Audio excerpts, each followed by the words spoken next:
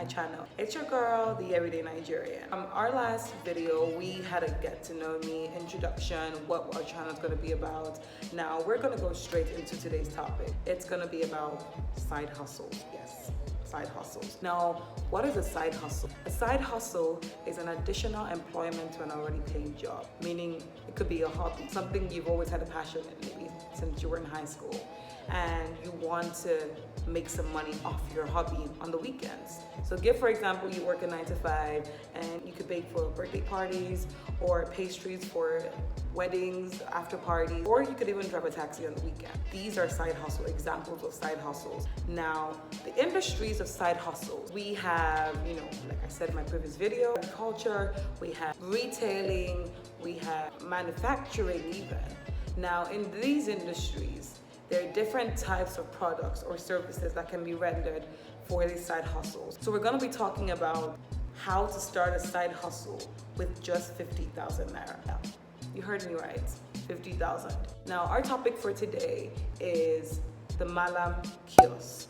I know it sounds bizarre, like the guys that sell things outside. Yeah, it sounds bizarre. Now we're gonna get straight into why I chose this particular hustle. Now, from the past, we've seen that, the Malam kiosk originated from the north.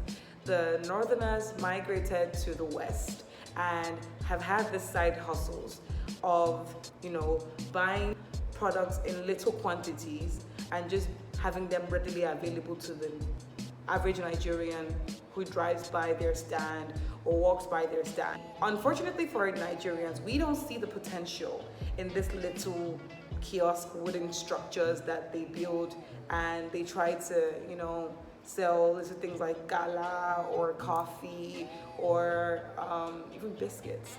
We don't see the potential in this hustle because we don't see beyond the little wooden box that they set up or the gate man posts that they hang out and they bring things forward. We don't see the potential in that. But these guys are actually making a lot of money. Now, why did I choose this particular side hustle? The side hustle has been looked down upon as individuals in Nigeria because we see it as the northerners trying to make a living for themselves. Luckily for these guys, they have mastered the art of having these goods readily available to them.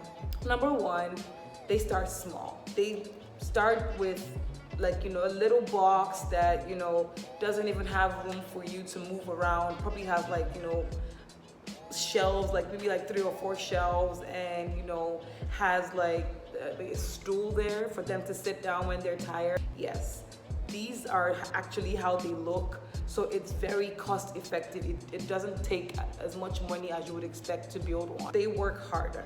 It's bizarre, but we see that, these malams work from 7 a.m. till 11 p.m. In some places, because of security, they might close earlier than normal, but in other areas, they actually stay 24 hours. I mean, if you're in an emergency situation and, you're going to go meet a malam at 1 a.m. and you need to buy maybe noodles and eggs and a drink, and they have everything on standby. Depending on the relationship you have with these guys, they have everything on standby. Just reaching out to them. They work hard, they make as much money as you would expect them to make, probably even more. They are prudent and resourceful. They watch certain areas. They don't just start a business. They have to make sure that the area they're starting their kiosk or they're building their little place they want to start their business is attracting a lot of customers. Give example, some people can build theirs close to, close to houses or in estates. In my estate, we have, this Malam kiosk, or rather, because you're not allowed to build kiosks. So they use their security posts to extend into the apartment or the house they're in a little bit so that they can sell their products. So they're very resourceful. They use whatever resources they have at the moment to make do and make their money. So our next point is they have excellent customer service. I don't believe that anyone has ever tried arguing or negotiating with the malam. They have good customer service. Basically, they know how to handle their customers. Depending on how loyal you are, they give you stuff on credits. Another point is they expand gradually. You wouldn't even notice it. So the expansion does not come in the kiosk box view. Expansion in the sense of, these guys expand their product range. They start from maybe just selling noodles to, noodles, gala, water, pure water, drinks. There's a guy close to my house, and he has extended to start selling seaway bottles. He started selling bread.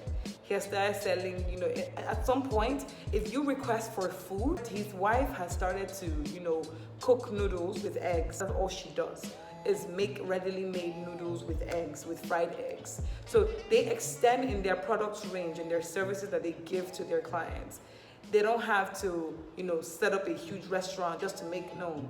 These guys are very prudent and they're very hardworking. So they try to extend their product range for them to make more money. Now, how much money is needed to start this business? Based on the few people, or rather in quotes, malams that I've spoken to, the amount of money needed to start this business ranges between 30,000 Naira to 50,000 Naira, depending on the products you want to buy. Give, for example, if you're just starting off, you could start by buying 1 or 2 cartons of Indomie, the yellow Indomie or the green Indomie. You could buy like 10 bags of pure water. You could buy, a carton of, or half a carton of sachet milk, peak milk, Milo, Bonvita, maybe like 4 or 5, 6 crates of eggs. These things that are needed daily. And then, for the guys that, smoke, you could buy packs of cigarettes, depending on the genre or type of cigarettes you're trying to buy. So, yeah, you basically buy in this range. You buy in little quantities, might I add, because you need to make sure that whatever money you're spending has to be made back. Meaning that you cannot go and buy 10 boxes of Indomie or 20 or 30 bags of pure water. You need to start small.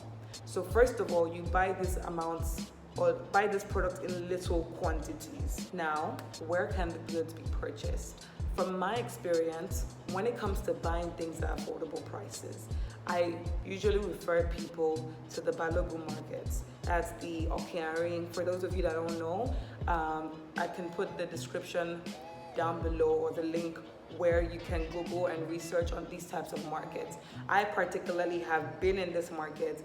I've handled 1 or 2 vendors there, and they're very helpful, they're very resourceful. Some of them, based on their customer service, you can even send dispatch riders to go and meet them. That's like based on other types of businesses, not the Malam one. The Malam one, you're trying to save money here. So you're gonna go to the market to buy these products and bring them back. How to engage a potential staff or a potential Malam. I'm not particularly sure how to recruit people, but what I've learned is that with these Malams, most of them usually bring their family members from the north and try to integrate them into whatever business they're doing here in Lagos or in Nigeria. Now, from my own understanding, you can meet these Malams one-on-one and tell them you want to start something similar to this. You have to make sure that it's somebody that you've done business with. You can't just walk up to any random person, by the way, for security reasons. Make sure it's someone that you've liaised with in the past. And the person probably has a family member or a relative that is trying to engage or integrate themselves into the same type of business. You could speak to that person and find some sort of way to bring them on board your plan or your business. Might I add, you're the one monitoring this person's sales. So you would have to, keep everything in order. The inventory has to be done properly, and you would have to more or less put that person in check. It's like managing a staff. On the other hand, I in particular have a couple of people that are interested in working for people that want to start a kiosk business. So if in particular you want to venture into this particular business and you have the resources, you have not necessarily, like I said, a Malam kiosk, or you can build one, or if you have a security post that you feel that this is ideal for you, you can start off small. The little money would be generated over a period of time. So these people have reached out to me and said, we particularly want to engage in this particular business, but we've not found anybody to, take us seriously and, give us the work to do. It's more like managing the staff for your business. Other than that, that person is also, protecting the interests of your business. Now, this is the part I know everyone wants to hear. What are the returns? How much money are you gonna make? Now, for every business, you don't automatically, expect to make money the first month or the second month or the third month. It depends on the type of business you're going into. Now, one thing I've learned from, running this kind of business, because it's more like a supermarket business, because, that's just the retailing sector that it's under. What I've learned is that you have to give some time for your business to grow. So if you're investing $50,000 right now, don't expect to get the money back at the end of the month. It doesn't work that way. You need to expand your business, let it grow. Give it time, give it room for it to, develop itself, so that you're building your customer base as well as your product range. You're trying to increase the market, make sure your business is thriving, so that by the time you're trying to get your returns back, you have more money to spend and more money to put back into the business. Now, why I'm saying this is because most businesses have to grow. If you're taking money out of your business in the first week, you're not gonna make money, you're not gonna see returns. Other than that, you have to pay your staff. I'm not particularly saying that you have to pay this person $10,000, $15,000, because how much is your profit?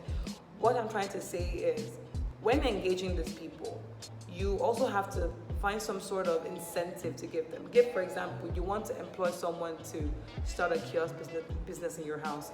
What you can tell the person is, I would also employ you as my security guard.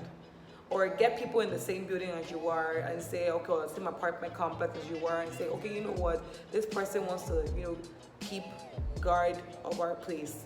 We can be paying this person a stipulated amount of money so that this person protects us for the entire month, like recurrently. More or less give the person an incentive to also want to stay and work for you. Thank you for tuning in for today's channel. Keep subscribing, keep watching, keep looking out for more videos. I hope this video was very helpful to some of you that would like to engage in this particular sector. There are definitely other sectors for you to, look forward to.